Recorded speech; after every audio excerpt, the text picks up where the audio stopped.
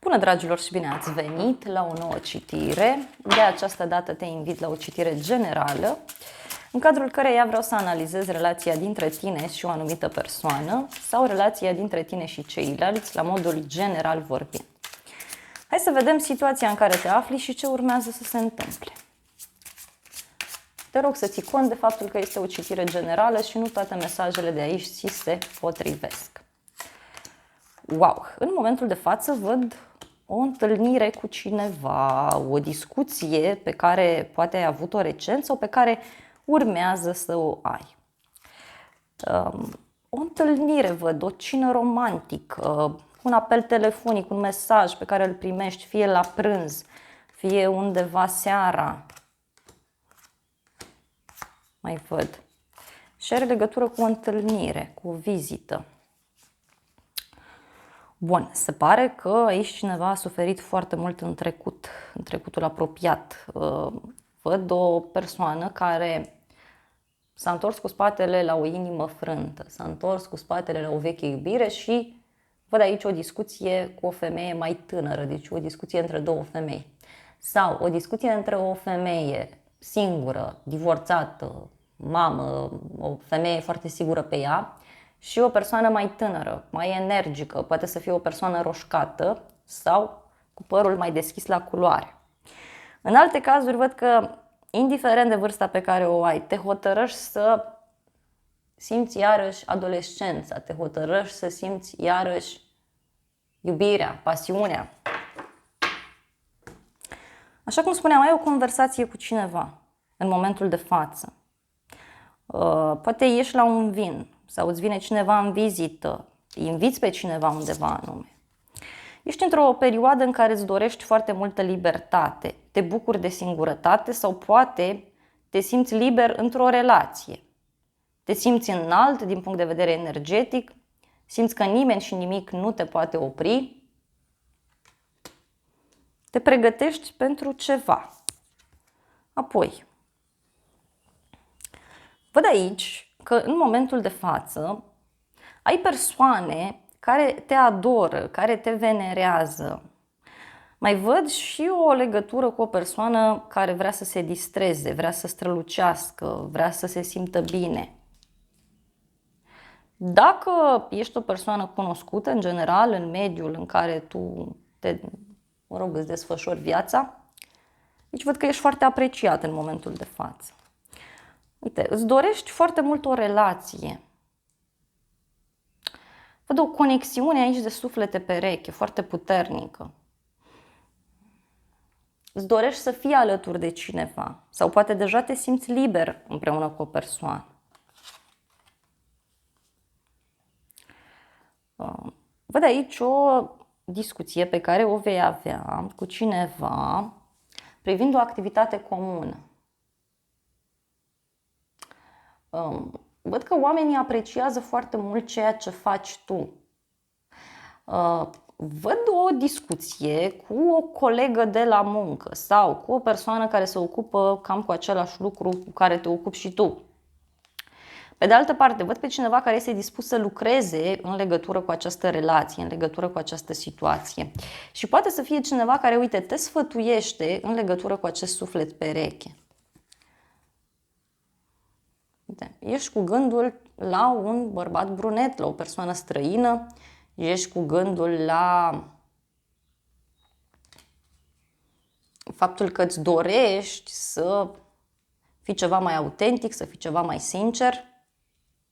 Să vedem celălalt. Wow!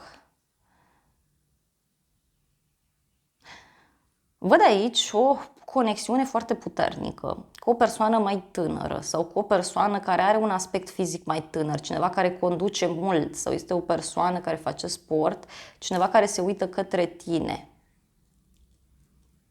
Da? Cineva care se uită către tine și care pur și simplu te adoră.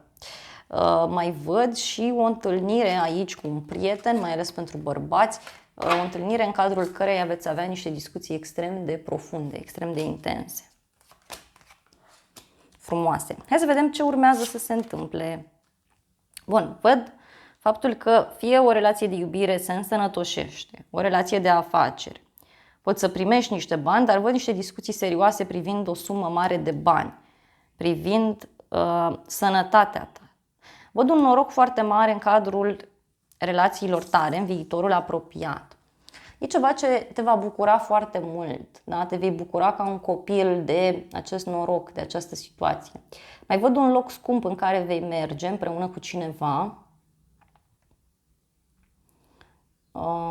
Poate să fie vorba despre o nouă persoană pe care o cunoști sau mai văd aici o persoană inocentă, o persoană care se distrează, care se simte bine. Apoi, văd o legătură cu o femeie care are părul mai deschis la culoare. Poate cineva care este sub influența acestei femei sau poate să fie vorba despre cineva care se sfătuiește cu această femeie în legătură cu acești bani, în legătură cu această situație. În inima ta văd o dorință foarte mare pentru călătorie. Deci, poate aștepți un drum, da, poate aștepți pe cineva să vină de la drum către tine. Sau tu îți dorești să faci un drum pentru sufletul tău. Văd o veste bună pe care o primești aici, foarte interesantă, privind o călătorie, privind o situație. Și văd că în viitorul apropiat, din punct de vedere personal, ceva se închide. Se rezolvă ceva foarte rapid.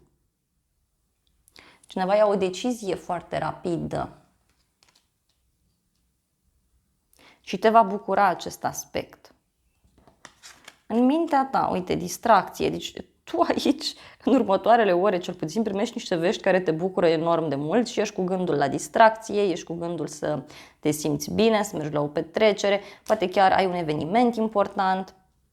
Dar știți cum? E ca și cum ești în acea energie de flacără violetă, da? În care totul e roz, e frumos, e benefic. Și să vedem, cineva aici se gândește la un blocaj. Da? Poate cineva simte că nu poate să-ți fie alături sau se simte blocat. Ia să vedem. Ce cu blocajul ăsta? Este vorba despre o persoană care se gândește la faptul că are blocaje și că nu poate să facă acest drum. Sau cineva care este blocat aici, mai văd, într-o relație, da? Sau este blocat într-o situație legată de un contract în alte cazuri.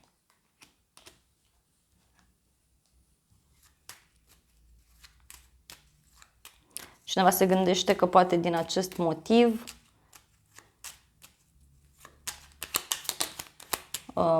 e bine să nu accepte, da?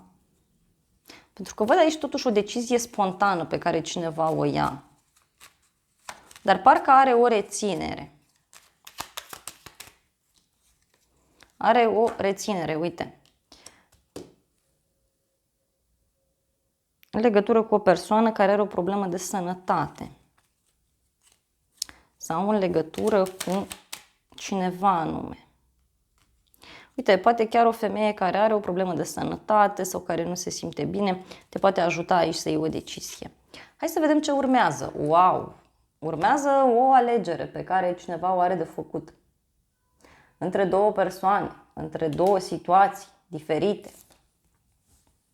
Văd că vei comunica foarte mult online cu cineva în următoarele ore, maxim o zi, din momentul în care vezi citirea sau 2 zile. Veți avea niște discuții aici, online, da? Deci prin mesaje sau prin apeluri telefonice. Văd o persoană care se află acasă sau cineva care te invită acasă. Mai văd pe cineva care vrea ceva stabil, vrea ceva sigur, autentic. Poate chiar un moment în care va fi nevoie aici să te împarți între viața privată și viața profesională. Văd aici o bucurie mare pe care o vei avea în viitorul apropiat, privind o persoană, privind această situație. E ca și cum spiritul tău se înalță. Tu crești, înflorești. Văd pe cineva care, în schimb, se va simți neputincios în fața ta, se va simți timid, va simți că nu are suficient potențial, va simți că nu vrea să-ți fie alături. pentru că se va simți ciudat. Uite.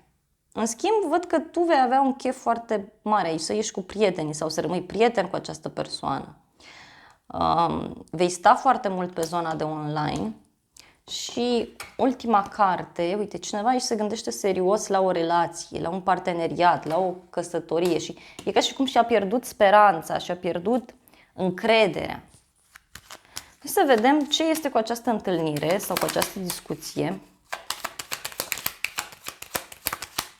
Bun, este o discuție în care se spun și niște minciuni.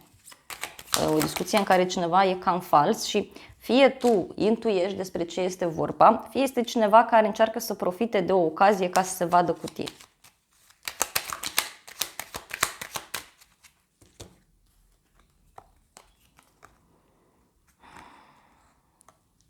O alegere importantă pe care o vei avea de făcut privind casa, privind stabilitatea unei relații, mai văd aici foarte puternic. Și are legătură cu o nouă persoană sau cu un nou cuplu,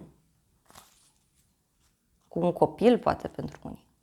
Hai să vedem puțin și îngerii romantici ce zic în situația asta.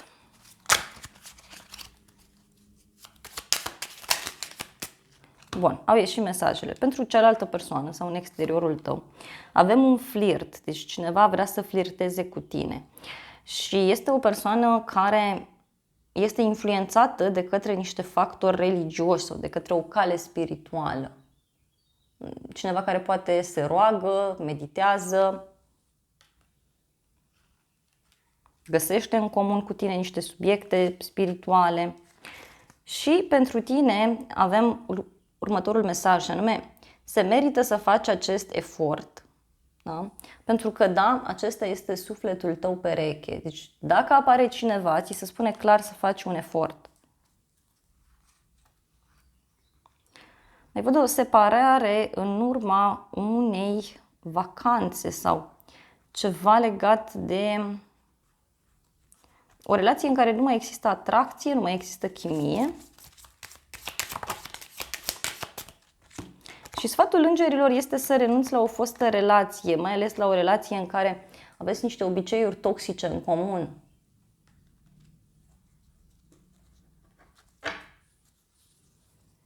Mai ales, uite, văd aici o decepție, da? Deci cineva poartă încă o mască falsă sau poate a purtat în trecut și acum repetă povestea. Să vedem sfatul pentru tine. Sau ce spun cărțile. În primul rând văd că o dorință ți se îndeplinește și ți se spune că e bine să ai încredere în tine, da? Să ai încredere în tine, în ceea ce ești tu, în ideile tale, ești de neprețuit.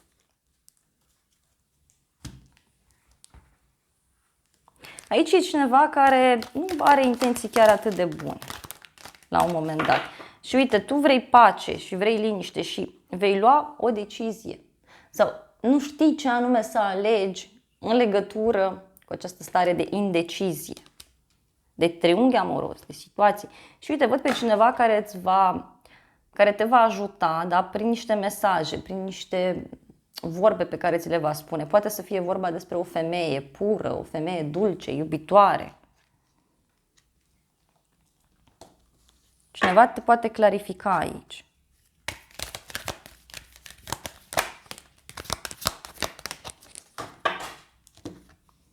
Și cărțile mai vorbesc despre o atracție foarte puternică pe care tu o ai față de o persoană, față de o situație anume și această atracție te determină pe tine să faci schimbarea. Deci ceea ce îți place, ceea ce simți, e bine să faci în acest moment. Fără teamă pentru că e o situație din care vei ieși bine. Dragilor, acestea au fost previziunile de această dată. Noi vă mulțumim pentru atenție, vă îmbrățișăm cu drag. Dacă ați rezonat cu mesajele, vă invităm să vă abonați, să apăsați clopoțelul, apăsați butonul de like, funcții gratuite pentru toți și să ne revedem cu bine și data viitoare. Vă dorim să aveți parte de o zi sau de o seară cât mai frumoasă.